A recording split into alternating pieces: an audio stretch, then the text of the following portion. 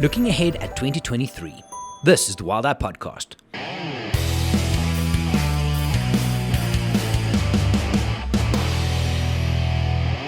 Hey everybody, my name is Gerry, I'm from Wild Eye, and this is the first standalone episode of the year, and I thought what I'd do is just sit down and share some thoughts of my year ahead with the company, a couple of Wild Eye thoughts, and just maybe some musings, if you will, of what I had during December with people when I spoke about the year ahead and travel and such in photography.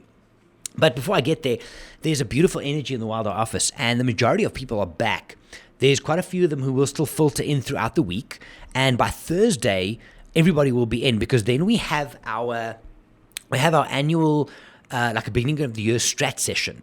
And in there, Jono, myself, and Andrew will kind of give a brief of where the company is, what we've achieved in the last year, which is actually quite big considering COVID, and look back to the last 12 years of Wild Eye. And it was beautiful. This morning, Andrew brought a bunch of the old marketing material and brochures we had from way in the beginning. And this goes all the way back to when I had Photo Africa, and I was basically doing what Wild Eye is doing, but it was just me. And then Andrew had a travel company called Moya Watenga, and we dovetailed on quite a few trips and things. And we had like manuals from 2011, and we had old brochures and newspaper clippings and logos and what have you.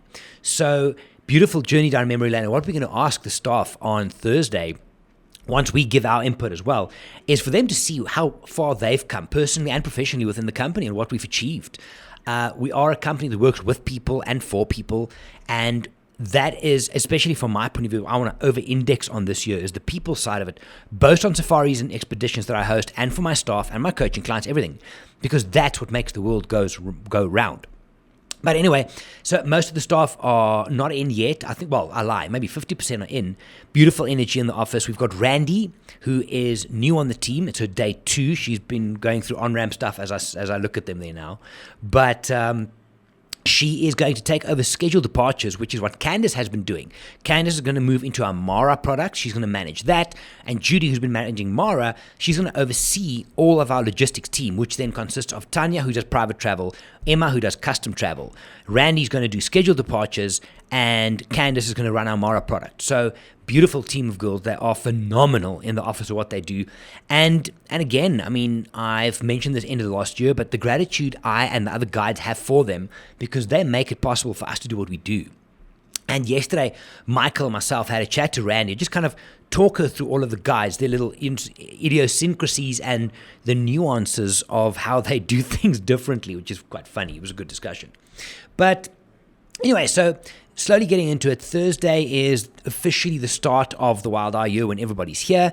Then the travels for our guides start soon. Andrew's off on Thursday evening to Odzala, and he's hosting a first trip, so he's out first. Next month, Trevor's going to Uganda, Michael and Johanna going to Tanzania, all going well, and I'll hopefully confirm this next 2 weeks.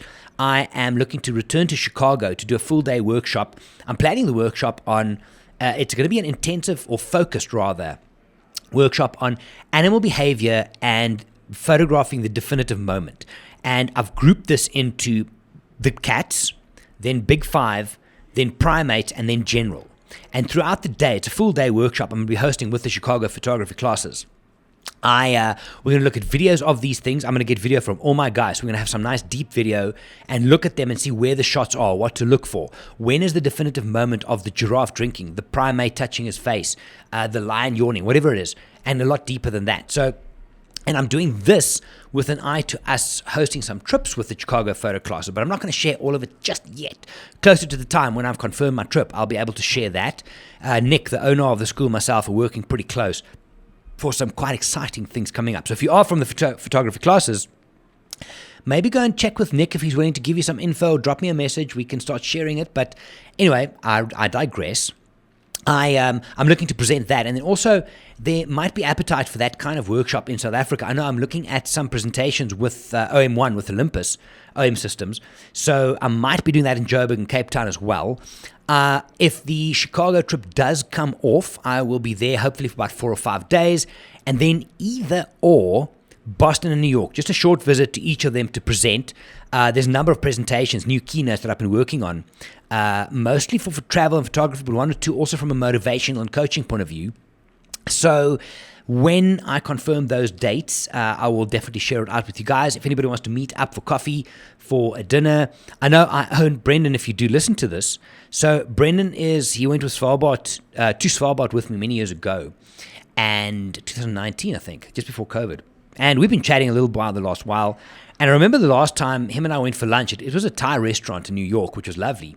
But that weekend following, it was, Khabib Nurmagomedov and Justin Poirier was going to fight for the UFC title at Madison Square Garden, if I remember. Was it at the Garden? Anyway, they were going to fight. So we made a bet that the winner gets taken on a lobster dinner in New York by the loser. And I, against my probably better judgment, I said Dustin Poirier is going to beat Khabib, which he didn't. Khabib swamped him. So I owe Brendan a lobster dinner in New York. So if anybody knows of a very cheap lobster dinner in New York, let me know. Because from a South African rand point of view, to go and do a lobster dinner in New York, I might have to start saving or sell my car or something. But it's just a joke. Brendan, it's fine. I'll take you, man. It's well deserved. And I'll always keep my debts like a Lannister from Game of Thrones. Anyway, I'm digressing. So that's coming up in Feb. For me, then, my next travel's from there. Beginning April, I'm heading to Kenya, Tanzania, and then to South Africa on a private guided trip. Purely South Africa, purely as many Big Five sightings as we can. Photography, journey, looking forward to that. Beginning of May, I'm off to the Okavango Delta. Ingen family, can't wait to see you guys. They haven't been to the Delta for some time. And then in end of May, I think 18 to 28 again, I'm off to Svalbard, my favorite destination in the world by far. Actually, not that far anymore, because Iceland has been gaining dramatically on my list of favorite adventures. I would still, Svalbard probably just edges it still, but Iceland is damn close. British Columbia is also up there. But anyway, so Svalbard happens end of May. I might then, on the way back, depending on how the flights work out, I might either go through Amsterdam and possibly Heathrow. If I do go through Heathrow, I might do one or two presentations in the UK. As you can hear, I am looking to double down on that, to do more public speaking and presenting, because for Andrew and myself, we are pulling back quite a bit from travel. We're not going to do the 150, 160 days anymore per year. I've got new guys who can do that. These guys can go and get their stuff done, where I'm looking at newer trips and marketing trips more. It's also, I'm getting old now, hey. It's my birthday this weekend, so if you listen to this, Sunday's my birthday. I can't wait. Send me good wishes on... No, don't. You know what the funny thing is? Over the last few years... No, you can. If you have my WhatsApp, send me a message. But over the last few years, when it's your birthday, I go onto Facebook and I make a point of turning it off and blocking it so that people can't look and see and, oh, happy birthday. You go into Facebook like on 17 April and there's like 129 birthday messages. It's sweet, I guess, but I think when you get to a certain age, birthdays don't really register like they used to, hey? But anyway, where were we? So Svalbard happens in May. Then after that, I'm home for a while, May, June, July. End of July, I'm going to the Mara. I always do those first two Great Migration weeks. Into August. Then September, October, November is interesting. Somewhere in there's a Madikwe trip, which I'm hosting. Then I am looking to confirm a trip. I've got people on there already. It's pretty much confirmed. Why don't you get the details out later this week of Bisty Badlands and New Mexico, which is Johan and I are looking to host that up in the USA. So that is running from beginning October for, I think, 10, 11 days. I've got about 4 spots left on that. I will put the details out soon, but I've got a waiting list on that already. So if you want to get the details, come and do some photography and a workshop with Johan and myself. That would be amazing. Let me know. And then my Iceland trip for this year is not up in the air, but it's still being decided whether I'm going to do it end of October into November, which gives me kind of a happy medium between summer and winter. And there's a bit of both. So you can potentially do ice caves, you would get Northern Lights, and there's still a little bit of color left. Alternatively, I'm going to do it in December again, which this year or last year was phenomenal. The photography of that place is special. And the one thing for me that came out of it again this year, out of Iceland, is how, and I suppose it is the way that I kind of conduct the trip, but it's also the place where people go off in their photograph. And this might sound corny and schwa and whatever, but there's a different mental health element to being out in those beautiful places on your own photographing. It's very relaxing. It is great for your headspace. And 3 of my 4 clients actually confirmed this with me. They said so. And the previous trip as well. There's time to yourself. There's time to process. And it's a time for you to kind of just defrag your head, which is amazing. But the food in Iceland is great. The people, Chris, John, you guys who help us out there, Joran, it's just a beautiful place, man. And like I said, it's dramatically growing in my list of favorite places to visit. So I need to finish all of those. That's kind of my year. And then the only thing for 2020, can you believe we're talking about this already? End of 24, I've got the Svalbard, Iceland, Greenland combination, the Arctic Adventure, which is a big one. Michael Laupshaw and myself hosting that. There's still 1 or 2 places left for that. Let me know if you're keen. But other than that, yeah, it's all going well. Training's going phenomenally well. Focusing on the time at home to make it count in order to be better for when you start traveling again. We had a meeting, the guides, Wild Eye Guides had a meeting down at Bootleggers, a coffee shop a couple of months ago, November. And the idea was also just to see how the guys are. Michael Laupshaw, who's our head guide, he kind of took the guide through how you're feeling, what are your challenges, and so on and so forth. And the thing I left them with was that in order for you to keep enjoying and sustaining the kind of the longevity of your guiding, what are you doing when you're at home to be able to do that? And it was a good discussion. I think it's something that not a lot of guides doing what we do focus on. More recently, and I'm just diverting here slightly, I had a conversation with a guide in the industry who faced very similar challenges to what I have and what all of my guides have with regards to being in a relationship with someone back home and traveling and how to manage that, because whichever way you cut it, it's going to be hard. And we had a very good constructive conversation about how to manage that and deal with it and kind of make both in a relationship, you, your partner, and the 2 of you, because there's three elements in every relationship, you, your partner, and the 2 of you, how to make all of them better. So if any of you guides out there are struggling with that, please let me know. Let's have a conversation, because I have been through it. I have found a bit of a blueprint, and I have been helping quite a few of the guides in the industry and some of our guys here to manage that, because it's real. It is real. What else? Morning Coffee's done. You might have seen that somewhere online. I did 200 episodes. That's finished. I've now moved that over to my channel because there I can do more things and then focus on the Wild Eye side, specifically on the travel and photography content. But that's really it. The guys are still going to settling in, getting their feet under the desk for the year, and you'll start seeing some new blog posts and stuff coming up soon. But that's really all I have for you.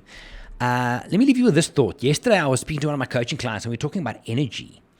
And I'd love to hear your thoughts if you've been on one of our trips, or if you've been with any other group trip. For me, and because the question was, what is the average age of the people that travel with Wild Eye? And I kind of give them a number, but it's not about that. It's about the energy on the trip. And something has happened since COVID to me that even though I think our age of people traveling is slightly up, and whether that is because of money or work, I don't know why, but it seems the average is slightly up, not much, a little bit up, but it seems that the energy is better. There's a better, more youthful, more energetic energy. And maybe it's because people sat at home for a long time and they want to get out there and they need to get out there. Maybe it's that. But the energy, and I've spoken to the guides about this as well, has been really amazing on trips. And it's always good, but something's different. And I hope we can keep that going. I hope that if you travel, you make the most of it. You don't want to get home and regret that I should have walked to that waterfall, or I shouldn't have missed that game drive. Not that many people do. Or I shouldn't have put my camera down, or I should have put my camera down. But to make time for all of these things on the trip and to actually make the most of it, because that's really it. Is I think the energy is there because people are digging into the experience more. That's what I think anyway. But I'm going to wrap this up. I need to go and get all of this pieces of content I filmed here in the studio live now. So, just a bit of a mind dump, if you will, from my side here on the podcast before we start the year. And I'm going to be back on the podcast at least once, twice a week. Have a couple of, almost said emails lined up, but I have a couple of interviews lined up. You're going to hear more from Nick and his team in Chicago. But if you have any questions, if you have any specific content you would like to hear on here, do you want me to go back and do some more of the destination reviews, some more technical camera speak, gear review, whatever? speaking more with the guides, whatever, let me know, and I'll get that content onto the podcast for you. It's a beautiful platform. So I hope you guys had a great holiday. I hope you guys are ready for the year. I hope you have some amazing trips planned. If you haven't, get in touch. Let me help you with that. But otherwise, I hope you guys have a great day wherever you're listening to this. We'll see you in the next episode. Thank you for your time, guys. Thank you for your energy. Thank you for your ears. And I always appreciate the comments and engagement. Chat to you soon. My name is Gerry. I'm from Wild Eye. Have a good one. Bye for now.